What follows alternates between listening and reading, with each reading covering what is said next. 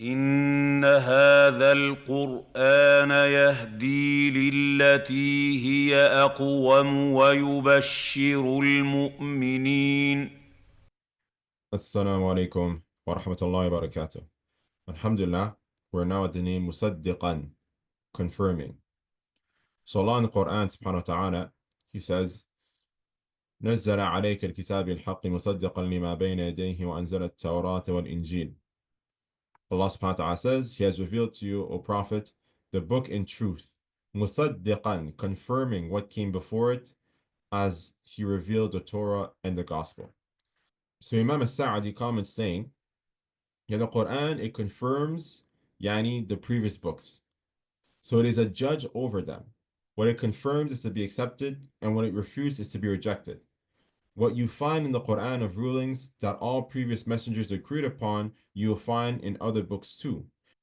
And these previous books testify that the Quran is truly from Allah subhanahu wa ta'ala. But the people of the book cannot truly believe in their books if they do not believe in the Quran.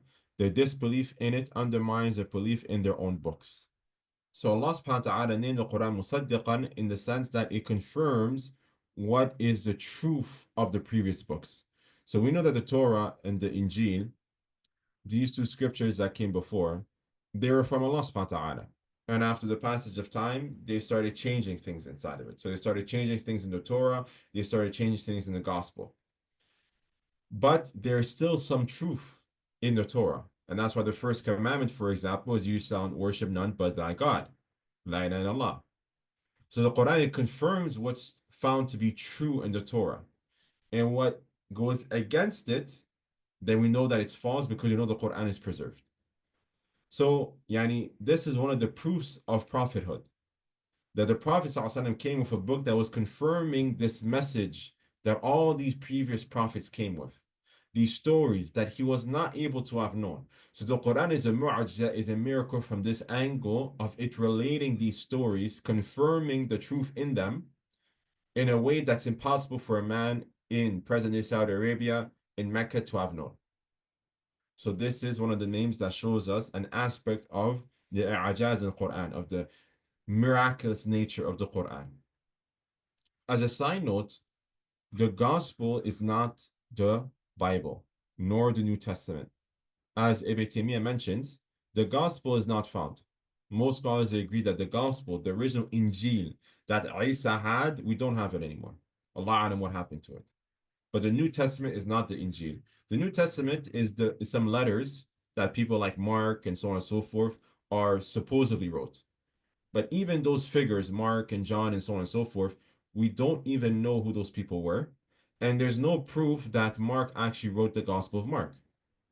If you read the New Testament, nowhere in the New Testament does it mention, my name is Mark and I'm so and so, and this is my gospel, this is my testament of what I saw of Jesus. It's none of that. It just starts relating things about Jesus, supposedly.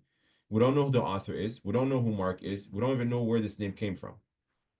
So the New Testament is not the Injil. The New Testament is just supposed first-hand account of certain events surrounding Isa alayhi salam. And as we know, those events, a lot of them are falsified because there's issues there. But the point of the video is just to explain that the Quran, from the names of it, is Musaddiqan, is that it's the one that confirms the truth of those scriptures that came before. سبحانك وبحمدك نشهد أن لا إله إلا أنت أستغفرك وأتوب إليك. إن هذا القرآن يهدي للتي هي أقوم ويبشر المؤمنين.